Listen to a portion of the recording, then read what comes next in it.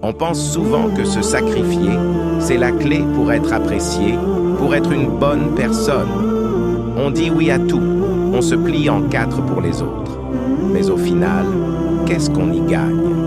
On s'oublie, on s'épuise.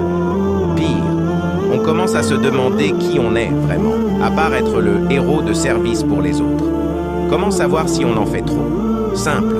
Si tu te sens vidé, si tu te sens comme un étranger dans ta propre vie, c'est un signal d'alarme. C'est ce moment où tu réalises que tu n'as plus de temps pour toi, que tes propres rêves et désirs sont devenus flous. C'est quand tu commences à ressentir de la rancœur, même en faisant des choses pour les autres, parce que tu sais au fond que tu te négliges.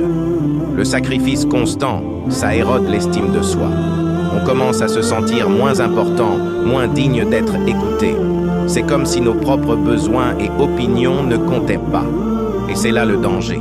On commence à croire que notre valeur dépend de ce qu'on fait pour les autres, pas de ce qu'on est.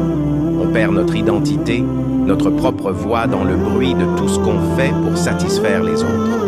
Alors, comment changer de cap? C'est en trouvant l'équilibre. Commence par te poser cette question. Est-ce que ça m'apporte quelque chose à moi? Il est temps de redéfinir les limites. Dire non, ce n'est pas égoïste, c'est nécessaire.